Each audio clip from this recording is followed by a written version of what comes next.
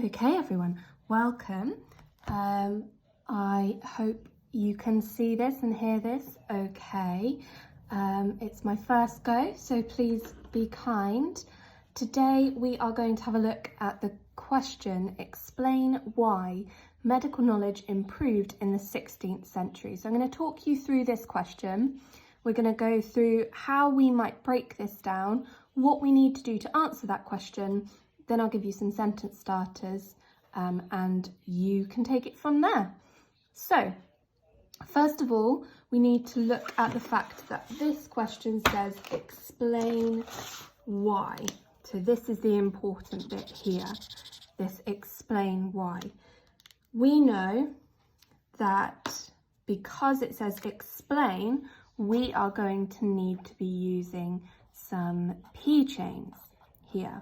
I would suggest at least 2, but you might want to do 3 if you've got the time to do it. Now this is a 9-mark question, so you're going to need to be using about 10 minutes, possibly 12 minutes to answer this question. Okay, so this is all about medical knowledge.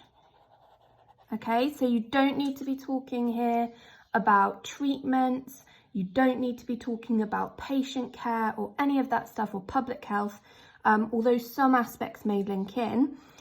This is all about medical knowledge, so what people knew and how they went about practicing that. So what people knew. And also thinking about what research they did. So when I asked you to do your revision, I asked you to think about people like Vesalius and Paré, but also about how that medical knowledge was moved around and what people were allowed to talk about. So thinking about the church and things like that. So we're thinking about why it improved, so why it got better. That's a clue in this answer straight away that we know that this is saying things got better. Okay, and finally we have our time limits here of the 16th century. Okay, so we know, because we're all historians, that the 16th century is anything in the 1500s. You might dip in and out, so you might talk about things just before, so in the late 1400s, and you might talk about things just after, so the very early 1700s, but try and stick to everything that's in the 1500s here. So straight away, I'd be thinking, what contextual things happened in the 1500s that I could talk about here that are going to be really important? And the 1500s, straight away, I should be thinking about Henry VIII and the dissolution of the monasteries. I should be thinking about the printing press. I should also think about Renaissance. And those are the things that we're going to be focusing on. They're going to be kind of the main things that you want to talk about. So if we're thinking Renaissance, we're thinking scientific thought, and also then as a byproduct of that, we see the church losing influence.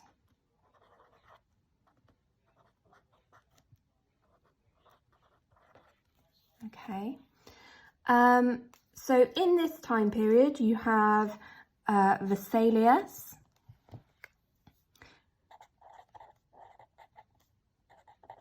and you have Paré.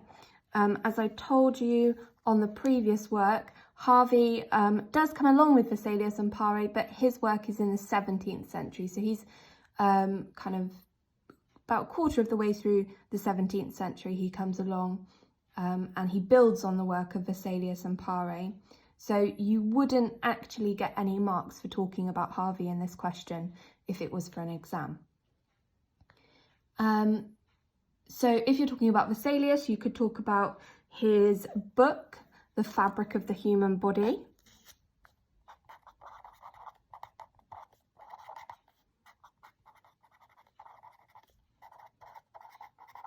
and that book changed attitudes to medicine, and it also talked about the anatomy as a key to understanding how the body works. So he allowed people to understand, I can't spell whilst I'm writing, anatomy. Can't spell whilst I'm talking. He allowed people to understand how the body worked and therefore to make judgments about how they might treat medicine. We've also got Pare, who talked about the use of cauterization. So that's burning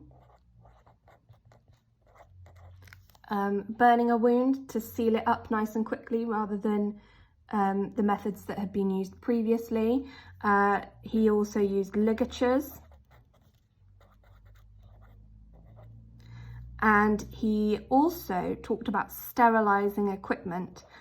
So he used wine to sterilize equipment beforehand, so kind of a pre-runner to those people that came after. He's also one of the first male figures to involve himself in women's health, interestingly. So remember that these scientists are encouraged in their research by wealthy patrons, so rich people who have been interested in science, and lots of them have been encouraged by this Renaissance time period, and they're thinking that they would like to get involved, so they sponsor scientists to help them with their research. We've also got, in this time period, I said here, the printing press, okay? So the printing press helped because more people had access to the research, okay? So the fact that the printing press made things more accessible for people, more people were reading about the medical knowledge, more people wanted to contribute and finding out what there was, and it also challenged Galen's ideas. So more people are talking about it and coming up with ideas that are obviously really different to what Galen had. So more people, oh dear, more people have access to ideas. Okay, so when you answer this question, you're going to talk about these things. I would suggest you have one about, so your first paragraph might be about the challenge of people like Galen due to the Renaissance. So you would talk about the Renaissance, what it is. Remember, you need to treat those examiners like they are absolute idiots, and you need to tell them what the Renaissance is because they don't know. And then I would include in that the printing press. So there's some extra knowledge. Remember, you need 2 pieces of knowledge per paragraph. So you're going to have the printing press and talk about what the Renaissance is and why Galen's ideas were getting challenged. And then obviously you need to link that back to the question. So why does that mean that there's an improvement in medical knowledge? Okay, so this helped medical knowledge to improve because. Your second paragraph then, I would talk about the role of individuals. So those individuals there would be Galen, would be Vesalius and Pare. So you'd say Vesalius did this, this, this, Pare did this, this, this. This helped to improve medical knowledge because. So remember, you're constantly linking back to that question. So let's have a look now then, before you take this on yourself, at some sentence starters that you could use. Remember, you can make it more sophisticated, but some sentence starters that you could use to help you with your writing. Okay, so remember, we use the language of the question to introduce the paragraph. That's very important. So you could say, one reason why medical knowledge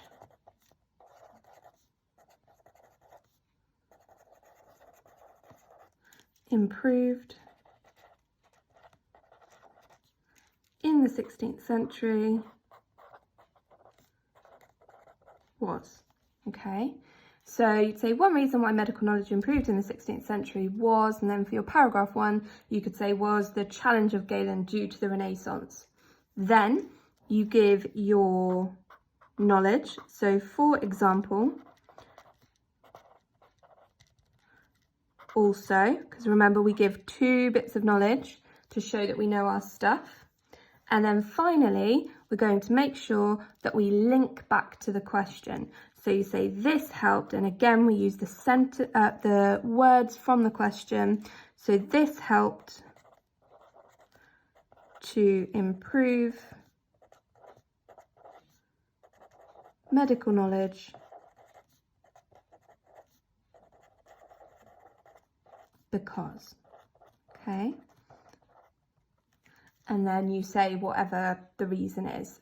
So making sure that you explain how, so for example, paragraph 1, how that Renaissance meant that medical knowledge improved. How did it mean that more people knew more stuff? Okay. So you do that twice. So another reason why medical knowledge improved. And that's your answer.